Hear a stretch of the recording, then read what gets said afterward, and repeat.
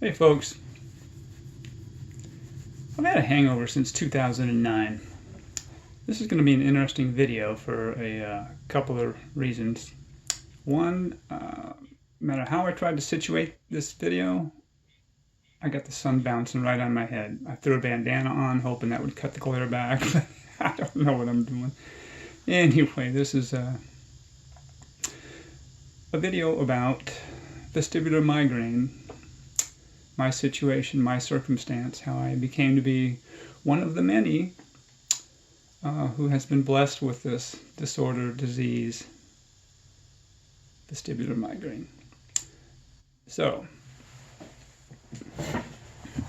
hopefully the sun will cooperate. I'll try to get this information out. I think it can be helpful. What I'm going to do is I'm going to go over when I realized I had a problem. Then I'm going to talk about initial diagnosis. Then there's a time where I had to quit my job because of the increasing severity and number of symptoms. And then I left Georgia, and I met a wonderful person online, fell in love with her, and now I am in Florida. So that'll be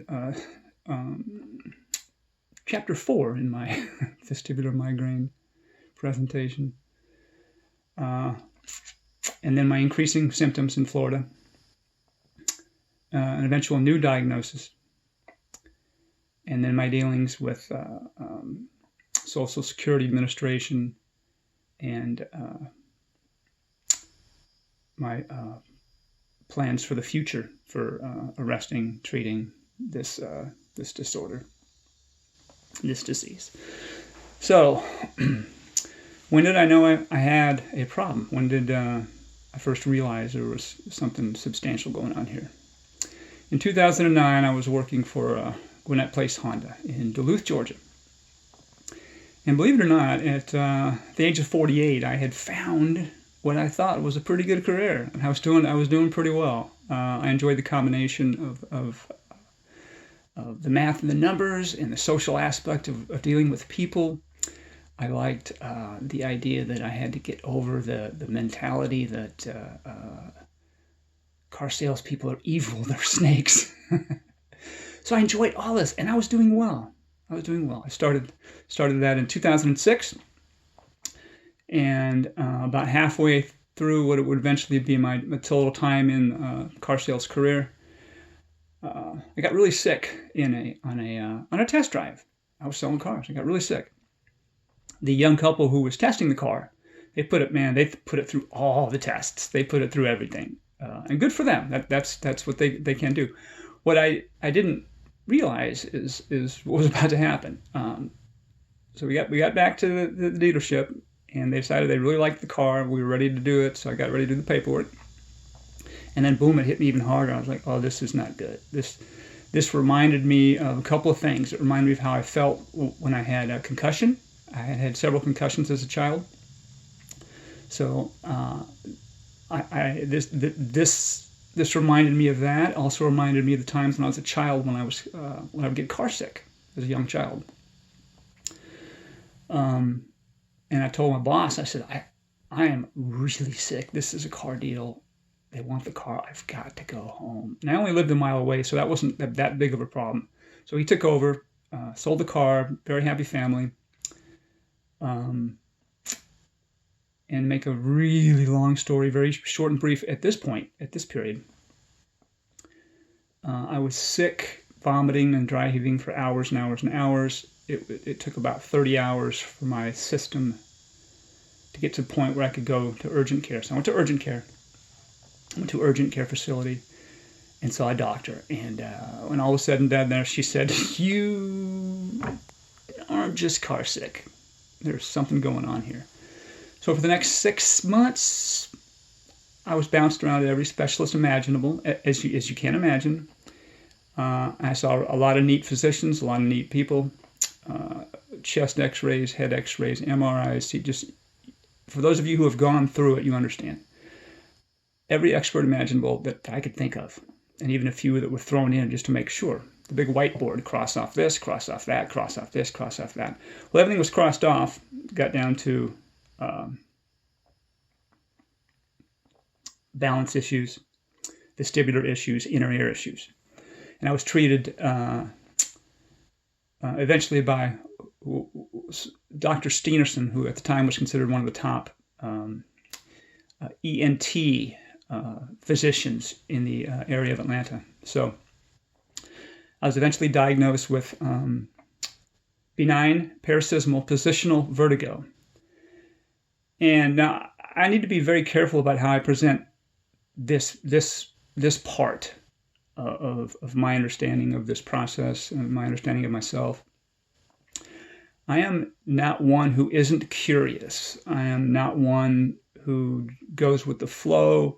I am not one who thinks everybody who my parents told me that was in a position of authority should be someone whose opinions I should subscribe to. I don't know if that came out right, but my point is I ask questions. I do research myself. Now this was 2009. The internet was there. Of course it was there.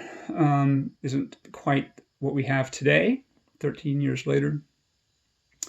But it was there, and we knew how to do research, and we did research. And I come from a science and technical engineering and mathematics background. I'm a STEMmer. I was in the IT world for a while. I did electronics. I was a classically trained electronics technician. So I understand a bit about how to troubleshoot systems, and I understand how to do research. I can read a medical paper, and the words I don't understand, I can research those till I do. So it takes me a while, but I'm not one of those patients who just listens and goes, oh, okay, take this pill. Okay, do that. I want to know. So I did a lot of research, and I didn't understand why I was diagnosed with benign paroxysmal positional vertigo, BPPV. And I know there's a lot of jokes about the physician has to find something they can bill, and they want to match a disease or disorder with something the insurance will cover. That's not where I'm going with this. But I never had what I would call classic spinning. I didn't believe I was spinning. I never thought I had the classic vertigo spins. And they would always ask me, and I said, no, I'm not spinning. They believed I was. They did various tests, and they treated me for this positional vertigo, which they call benign paroxysmal positional vertigo, and that is the otoconia in the semicircular canals that are displaced. They are broken away from the I forget, the ampulla or the otolithic organs or whatnot, I forget. And these little ear rocks or otoconia are in the wrong place, and that affects balance information as it is transmitted to the brain. That was their theory. Okay, I didn't agree with it. I went through therapy, physical therapy, physical therapy, physical therapy. And every day I was the same. I kept telling them that, and I can even remember the lady's name. I think her name was. Now I can't remember. Well, okay, that's the brain fog part of this disorder. I never got better. I told them. Well, they didn't treat me very well during the process. So I finally just said, I'm out of here, gotta go. And then they kept sending me bills and bills. I said, no, I told you I was quitting. I'm stopping. I'm not. We're going to ruin your credit. Well, ruin my credit. I'm not going to keep doing this where I'm not respected. I'm not treated well. Their diagnosis was wrong. I didn't know that at the time. I just know it didn't feel right. It didn't feel right. I went to get help somewhere else. They sent me to testing facilities where they did VNG and calorics, and just a series of tests, audio tests, balance tests, moving me this way, moving me that way to try to decide what it is. And they kept going back to benign paroxysmal positional vertigo, which is a common disorder in the vestibular world, in the balance and dizziness disorder world.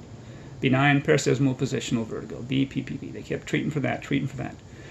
Well, and I went for my VNG and calorics test, and the calorics is the test at the end of the process where they inject either cool and warm water or cool and warm air into the ear canals, and they create a disturbance so that they can force a nystagmus in the system. The nystagmus of the eyes, where the eyes move, boom, boom, the eyes twitch, indicating, right? Indicating similar to if your head was spinning. And they're trying to transmit this information from the semicircular canals through the cranial nerve 8 or 9, I forget all this stuff.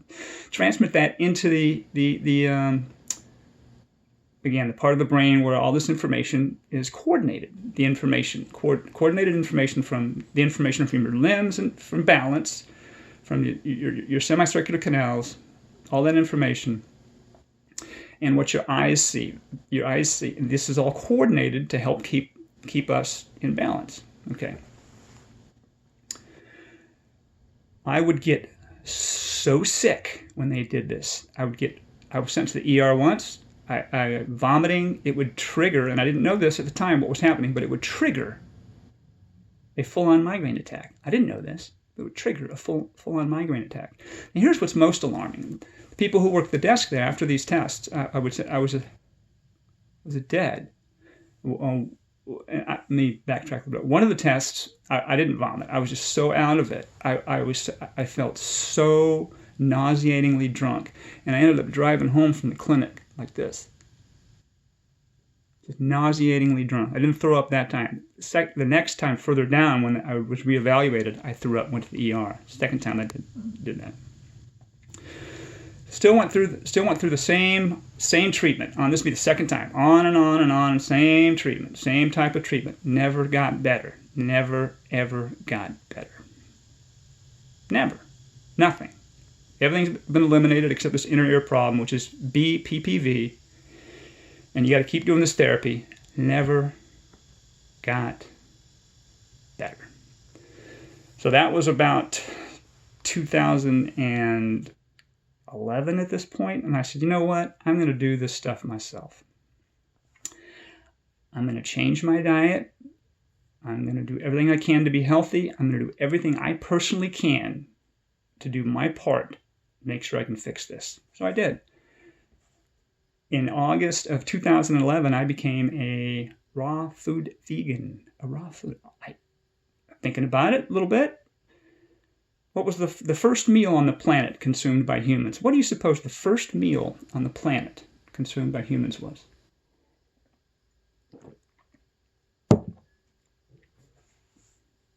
Well, it didn't include fire, because fire wouldn't have been discovered then.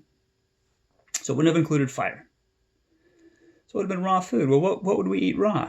Fruit? We might look at the squirrel and go, yeah, I could eat that. Well, I'm not too sure we could figure out. Early human could figure out how to hunt that right away, and this is before we knew how to use fire, before the Iron Age weapons and all that. The first meal is probably fruit. So I said, well, okay, then maybe the human system will do very, very well on a raw fruit diet. So I did that. I did it for 10 years, 2011 to 2021, 100% raw food diet, raw fruits and vegetables, nuts and seeds, greens, those kinds of things. So I did that. I was doing everything I can personally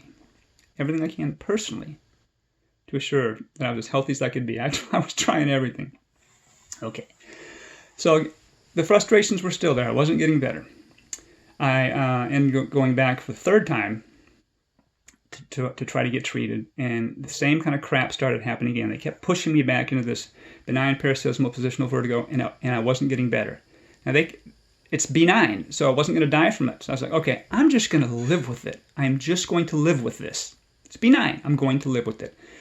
Because again, these are the experts. I've gone now to 3 different hospitals, 3 different systems, several different experts. They're saying I have this benign paroxysmal positional vertigo. If you think you're tired of hearing BPPV on this video, think about how tired I was of hearing about it. But nothing could be done. So I just said, I'm just going to live. I'm just going to live. Well, my symptoms got worse. I got so frustrated. Depression, anxiety. I said, okay, I've got to quit drinking. I was a big-time drinker, too, because drinking takes away all that stuff.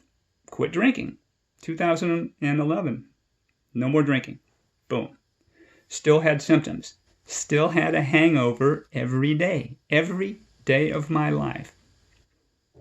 I would wake up with a hangover. Now, it would vary. Sometimes it was slight. Sometimes it was heavier. Sometimes I felt like I was getting ready to throw up. Sometimes it wasn't so bad. But I always had nausea, always had a headache, always had imbalance. And I have had this every day since that car ride in 2009. I've had it every day, had a hangover. Now, this is over 4,000 days in a row where I've had a hangover. So to say frustration, anxiety, depression, yeah, it's all in there. I don't care who you are. It's going to be there. I can deal with it. Okay, so I am going to deal with this as best as I can, right? The pressure of selling cars, that's tough. And in that business, and in a lot of businesses, unless you have an ironclad, here's what's going on. It's obvious. You're disabled. You can't do this. You got to keep fighting. So you keep fighting because you're not disabled. You just got a little bit of a problem. Okay, a little bit of a problem. Can't call in sick every day. So I finally got to the point where I was like, I can't do this anymore. This is killing me. The pressure, because you have to make your sales quota. The pressure of doing this stuff is horrendous. It's getting tough and tough. And I was pretty good. I wasn't the best. I wasn't the greatest, but I had some moments where I was really, really good when I could focus. Well, one month I sold 23 cars and I had only talked to 37 people. I was really focused. Of course, the next month I was so out of it. I think I sold 10 or 11 maybe. I don't know. But even at that, 34 in 2 months, 17, you can earn a decent living. So I was doing okay. But this is getting worse and worse and worse as my symptoms are increasing in number and severity.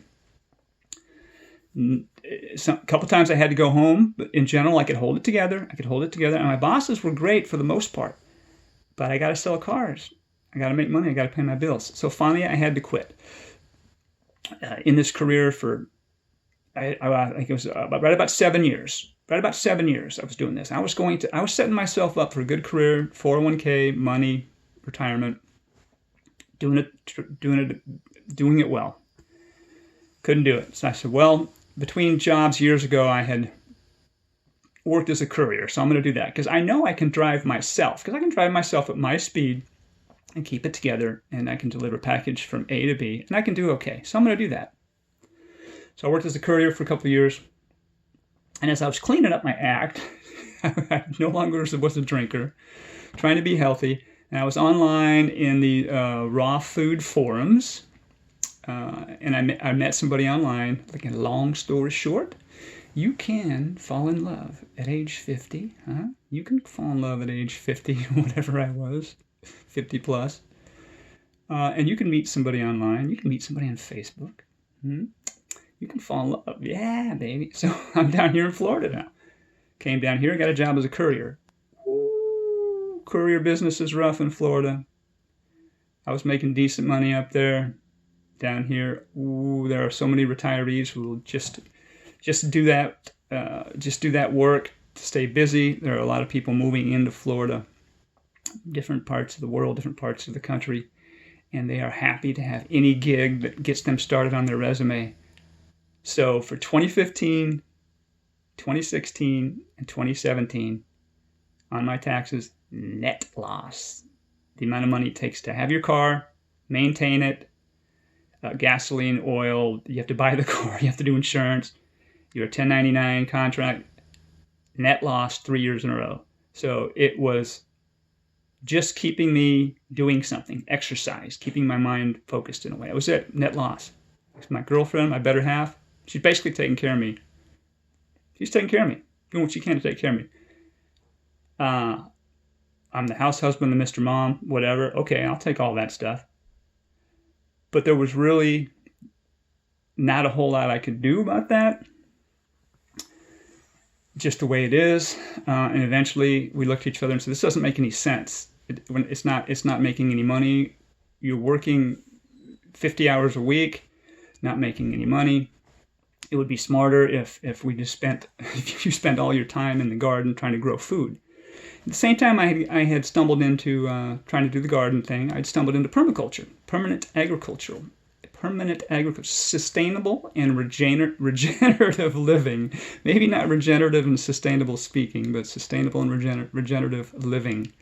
healing Mother Earth, growing food, community resilience, doing it the right way, not putting poison on our food, putting that in our mouth, and then wondering why we get sick. So I started doing permaculture. Also started selling things online, trying to sell some plants online, doing all kinds of things to be gainfully employed.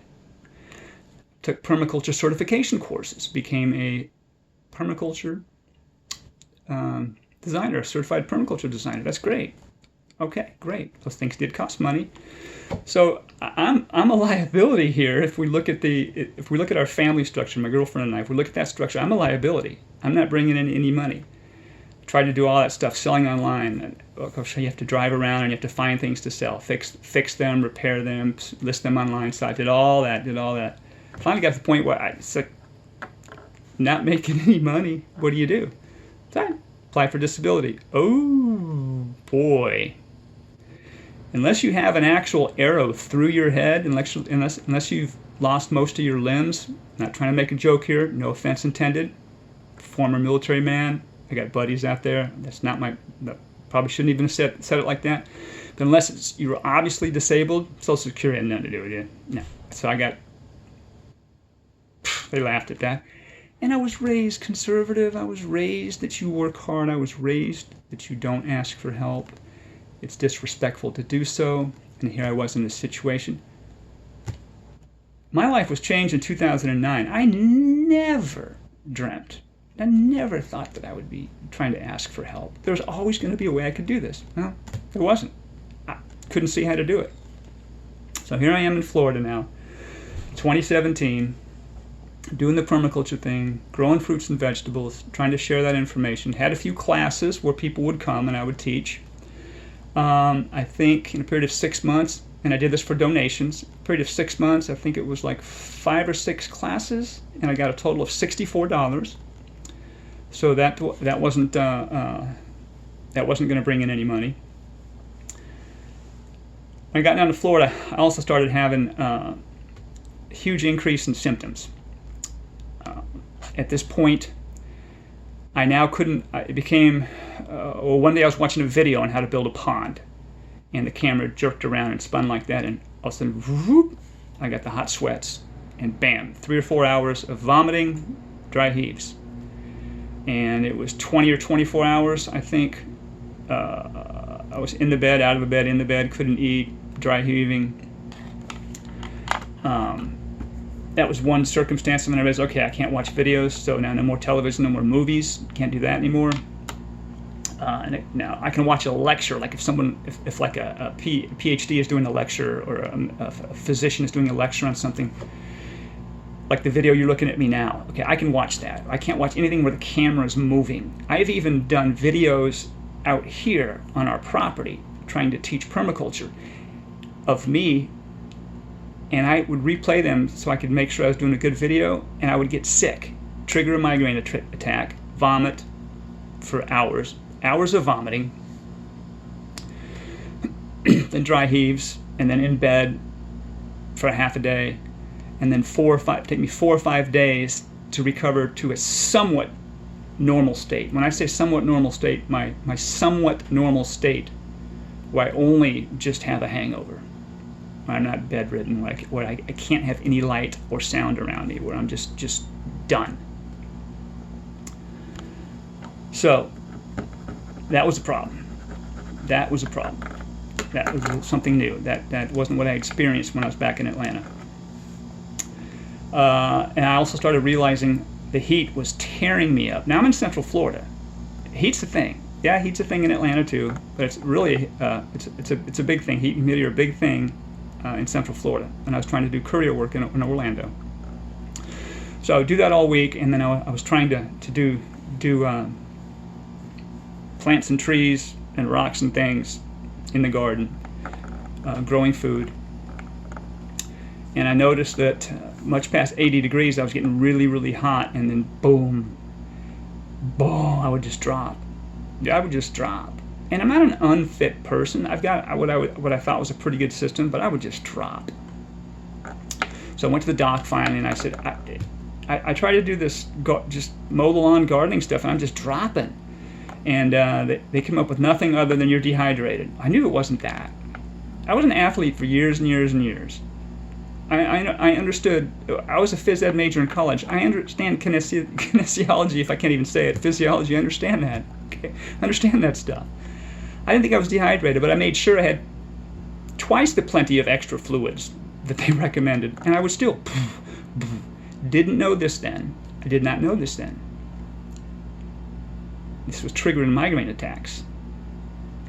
Didn't understand it then. Dehydration. Okay, so now I'm diagnosed with dehydration. This was back in 2016, 2017. Still, it's not all coming together yet. It's not all coming together yet. So, maybe it was a few months later, or a year later, I started getting severe cramps in my legs, severe pain in my calves. And I would get cramps in my legs, which I still have. Depending on how I stretched, I'd go into a full cramp where it's like, and you got to grab your foot and play. Everybody's seen it. If you're not an athlete, you've seen the athletes and they grab their foot and they get a severe cramp. And I think most of us have experienced cramps, so you get where I'm going with that. Went in, it was so bad this one weekend. I had to go in. It was so bad and painful. Went in to the ER room, VA ER room, Gainesville, Georgia, and the physicians were fine. They put me through all kinds of stuff. And they basically came back out, and two doctors. One of them said, I got nothing. And I appreciated that, because I wasn't somebody who was all hocus pocus and but I got nothing. Everything checks out okay. You check out fine. Okay. What can you check out in an ER in an hour?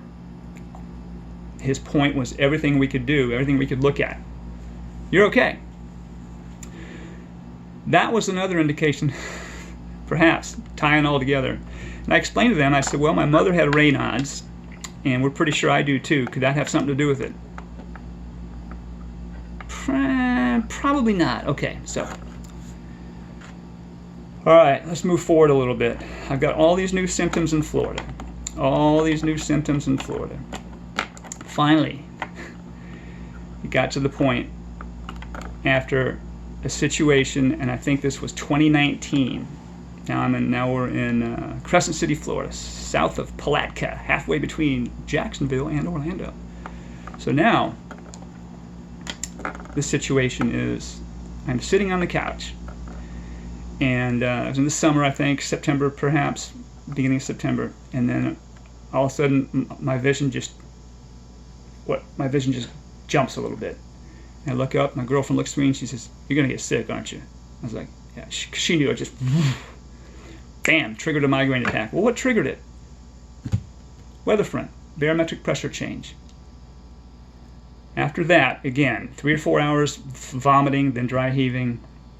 After that, hours and hours and hours of deep sleep, miserable sleep, and then days of recovery, 4 or 5 days of recovery. So basically, a horrendous, severe experience like one might have drinking. Horrendous. My system is poisoned. It's horrendously poisoned, like the big New Year's Eve poison party for people who don't drink at all. So then we both decide, my girlfriend and I said, we got to get help. This is now beyond, this is whatever. So I go to my VA and I say, hey, I was diagnosed with benign paroxysmal positional vertigo years ago. I think I've got some kind of situation going on there again. Something going on.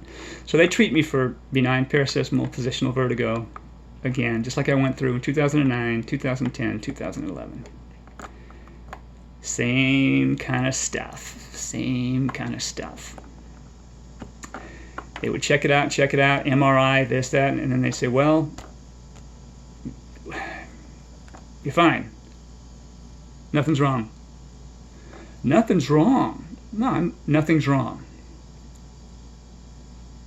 I kind of lost it, went off on somebody, and finally got some attention. Saw a physical therapist who, this is what I needed big time. She put in my record, his symptoms and complaints are not consistent with benign paroxysmal positional vertigo. Bam, now we're going somewhere. But I had to push all of these buttons. I had to keep pushing these buttons because I keep saying we don't see anything. Because too often in medicine, unless they see a severed head, you're okay. Like right now I'm talking to you. Well, you're talking. You're talking? You're okay? Right.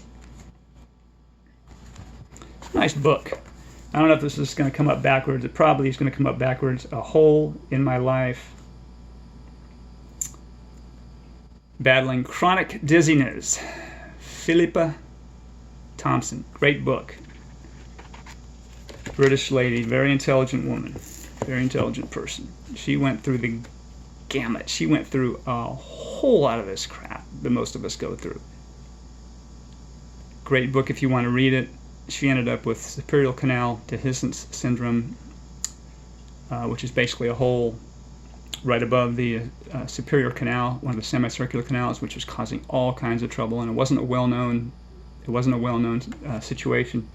And how she got abused, misused, mistreated, and just pushed off by doctors in the United Kingdom. I've experienced a lot of this. Not the level she has, but I've experienced a lot of this. And this book really spoke to me, and it was inspiring, big time for me to push forward. So, anyway, let me see if I can stay on point here. part of the issue of vestibular migraine is one of the symptoms is brain fog and hard to focus. And I've got notes all around me here plastered up on the wall in front of me, so I'm trying to refer to those to stay on point so I can help people. I can give people this information.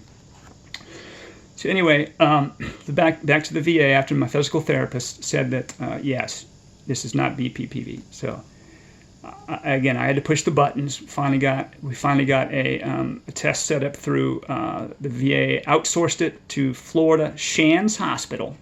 The VA outsourced it to where I could get tested. A complete new battery of tests. And I told my girlfriend Jen, I said, "You're going to have to drive because they're going to make me sick." And sure enough, that made me sick with the tests. And it was I vomited in their office. I vomited for hours on the trip home. And this was a 90-minute trip for us to the University of Florida Health Center. Vomiting all the way home, 3 or 4 hours, another whole deep sleep for 4 or 5 hours, complete dead deep sleep, and then off and on sleep for 4 or 5 days. It took about 5 days to get back to my normal regular hangover. Okay, the way I deal with every day. And keep in mind every day that I'm not having a migraine attack, a vestibular migraine attack. I'm still nauseated, headache, dizzy, unbalanced. So it's never right, and it is horrible. It is horrible. I'll give you an idea of some of the brain fog. I keep a what I call an incident diary. I know the lighting's horrible. It's an incident diary. But when something comes up, I scribble down just to give physicians an idea what I'm going through. So this is Tuesday, June 14th. Okay, in the morning, I sat down with a bowl of beans, retrieved laptop from computer desk, got up to get a glass of water. I forgot and left the glass of water in the kitchen. Put the glass of water next to the computer desk instead of